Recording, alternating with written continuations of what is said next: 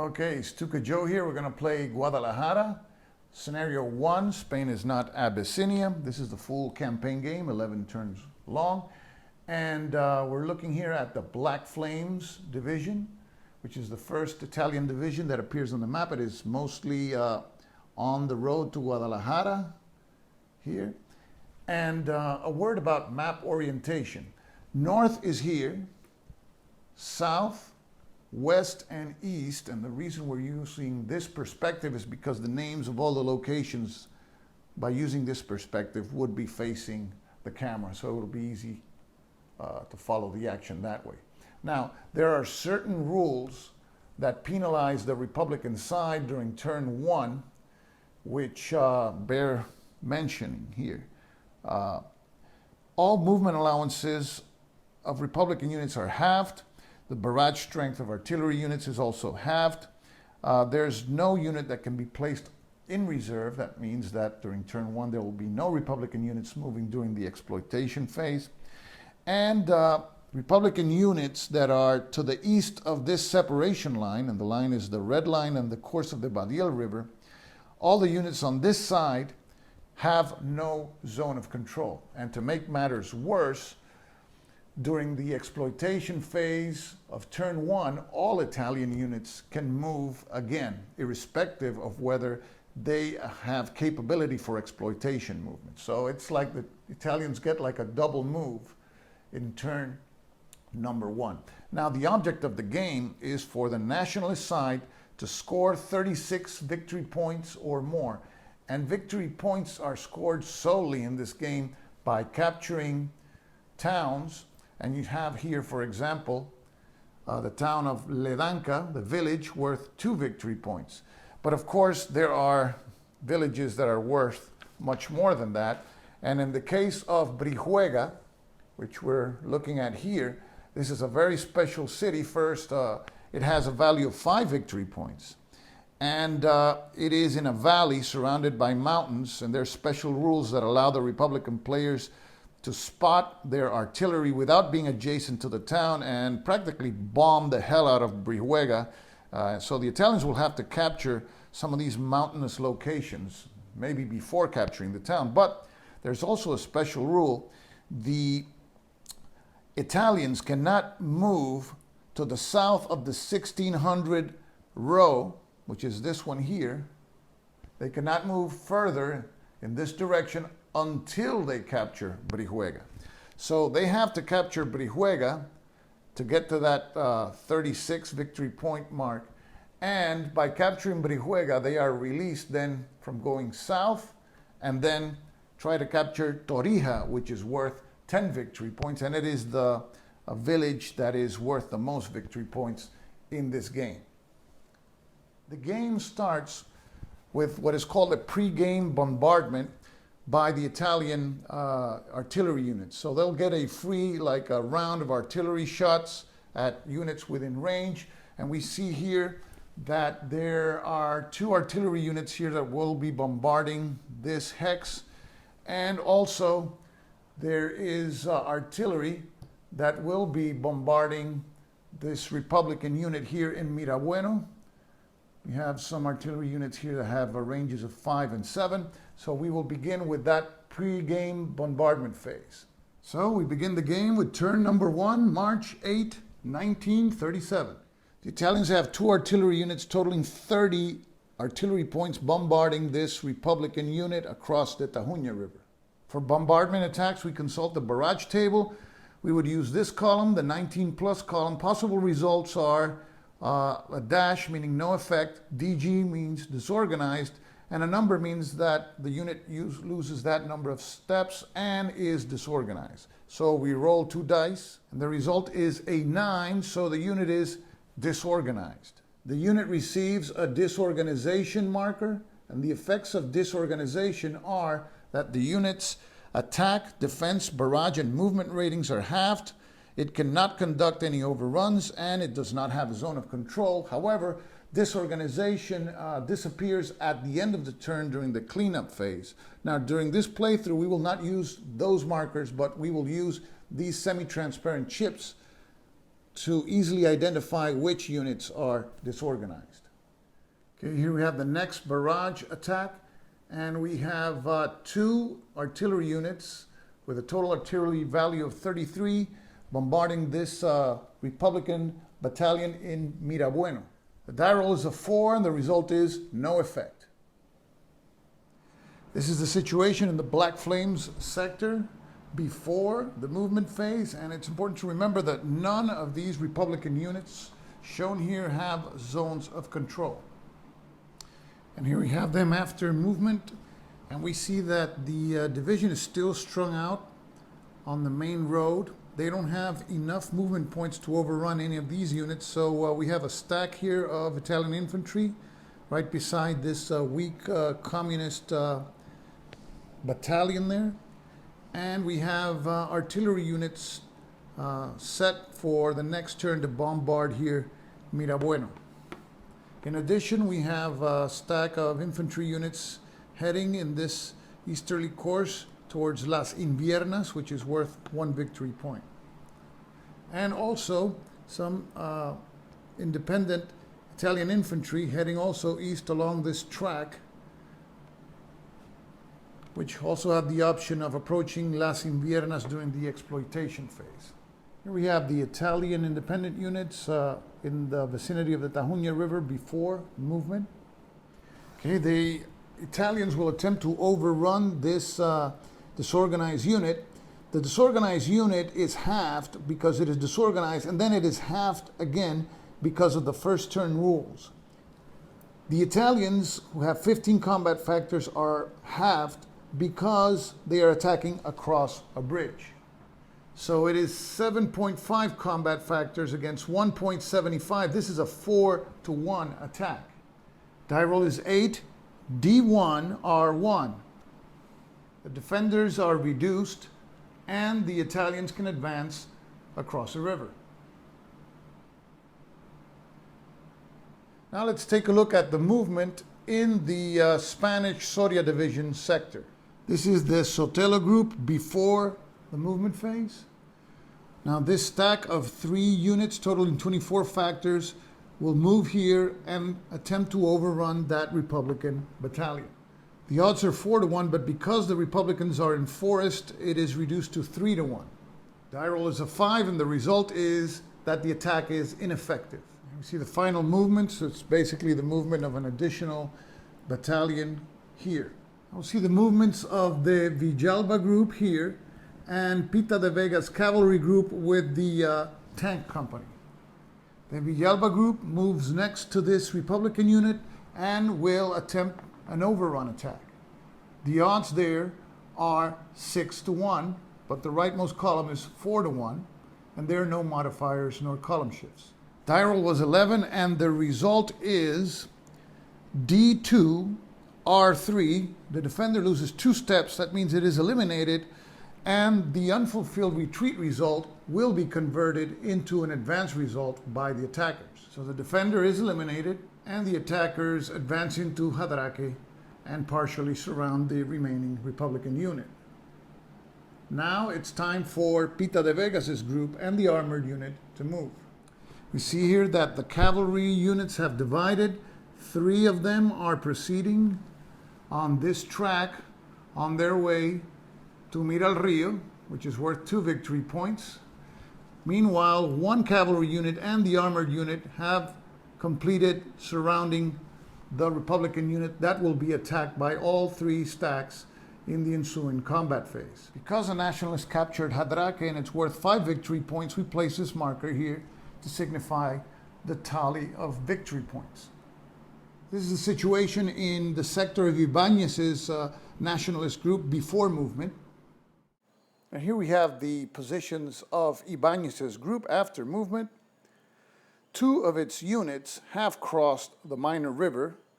Those are the blue phalangist unit here and the regular Nationalist infantry unit shown here. At the bottom of the screen there is a Carlist battalion accompanied by a unit of engineers who are moving to the west in the direction of the village of Membrillera. Now we proceed to the combat phase. Okay, the first attack will be by these 3 independent Italian infantry units against this unit here occupying Abanades. 15 combat factors against 3 because of the limitations of the special first turn rule. However, it is a 4-to-1 attack because that's the rightmost column, but it will be shifted 1 column to the left because of the terrain of the defender, which is a small village. So it will be resolved in the 3-to-1 table. And the attack was a failure for the Italians, an A1 result, and one of the units is reduced accordingly. Next attack is by 3 units of the Black Flames here. 15 combat factors against 4. When you divide 15 by 4, it is equal to 3.75. And because of the specific rules in the standard combat system, you round it up to 4-to-1. So this is a 4-to-1 attack with no modification. A 9 is rolled and it is a D1 R2.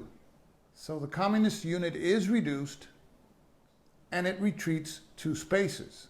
The attackers, being non-exploitation capable, can only occupy the original defender's hex. They cannot move 1 hex further. The next attack is by elements of Villalba's group and Pita de Vega's cavalry group against that surrounded Republican battalion there. The 4-to-1 attack produces a die roll of 10, and that is D2 R2. The defenders lose the unit entirely. It's 2 steps, and the attackers can advance 2 hexes. And these are the positions at the end of the attack. In this game, destroyed infantry units return to the game through a process called unit reconstitution. A die is rolled for each, and the result is a number of turns that they are placed on the turn record track in which they will return unless they roll a 1, in which case they are permanently eliminated, and 2-step units return as a 1-step inverted unit. We rolled a die for each one. This unit will return on turn 3, which is 2 turns from now, and this other unit on turn 6. So we place the first one here inverted because it returns as a 1-step unit on turn 3, and the other one here on turn 6. And finally, we go to the attack of Sotelos' group against the Republicans near Castejón de Henares. The Republicans are halved, but they are double also because they are in forest. So the attack anyway is 24 between 5, 4-to-1. And it is a defender retreats 2 result. The defender retreats, and the Nationalists can advance 2 hexes because the units are exploitation capable. So they capture Castejón de Henares, and the victory point score goes to 7. Now we go to the exploitation phase of turn 1, and because of the special rules, all Italian units that are not adjacent to enemy units can move in this phase irrespective of whether they are exploitation capable. So these are the positions near the Black Flames sector before exploitation movement. These 3 infantry units move 2 movement factors. They capture Almadrones, spend 2 more to overrun the reduced communist unit. The capture of Almadrones increases the victory point score to 9.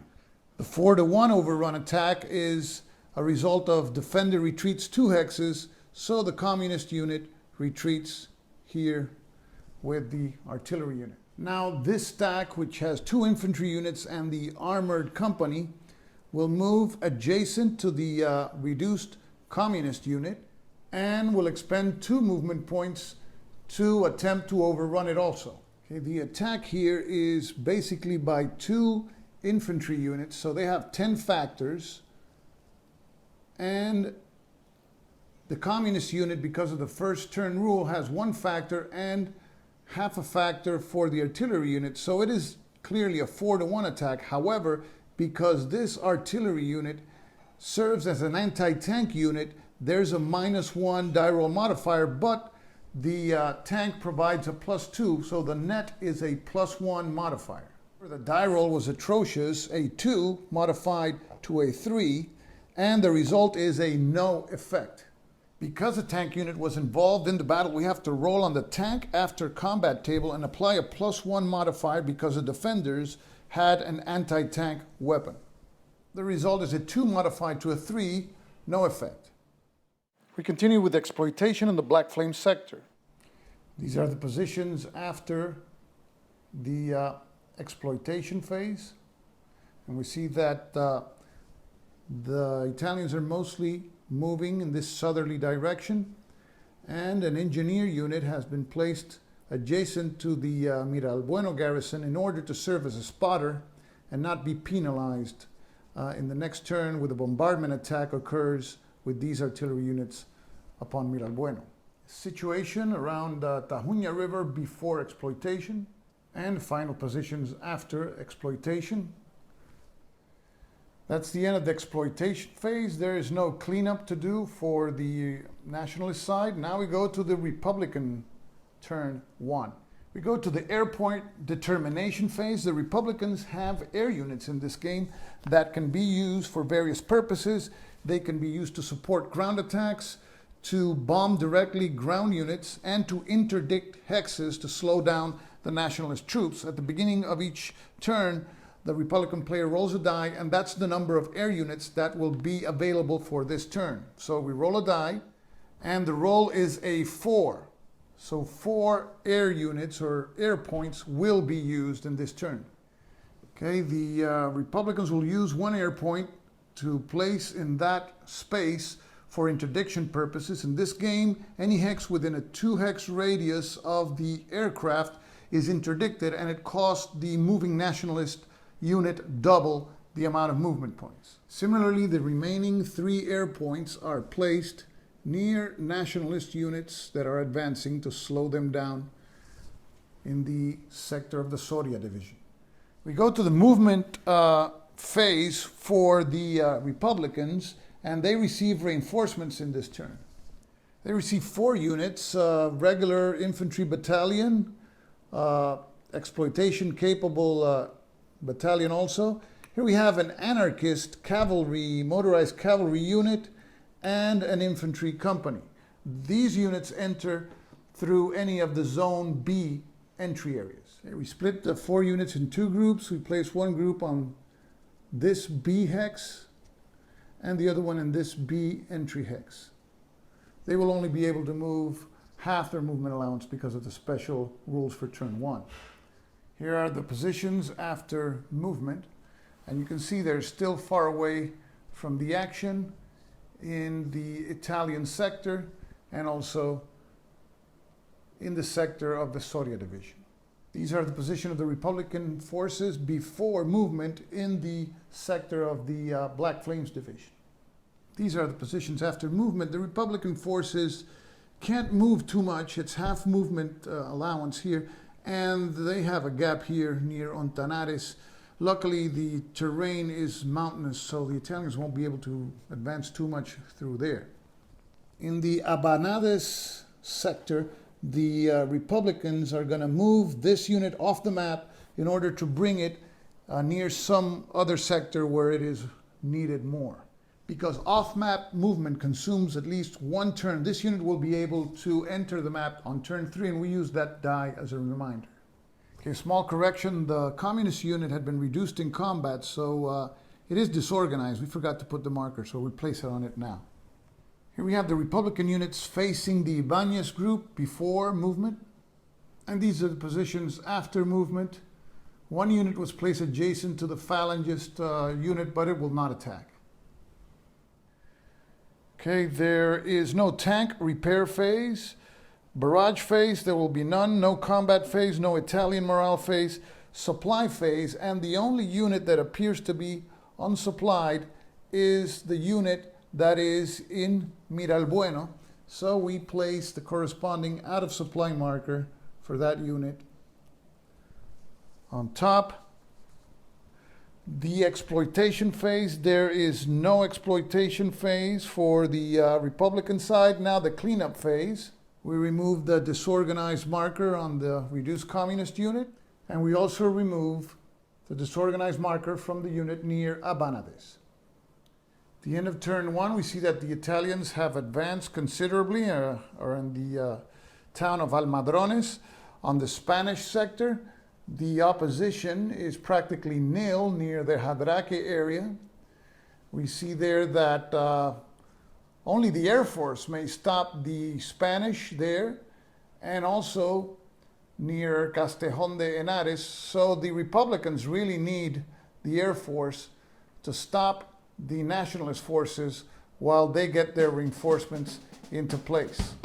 In turn 2, we can expect heavy reinforcements for the Nationalists. We have here the Black Arrows Division, which is heavily motorized, a lot of trucks, and the Republicans also receive a substantial number of reinforcements, including the international brigades and also artillery and tanks, T-26 tanks, which are sorely needed to stop the Italian advance.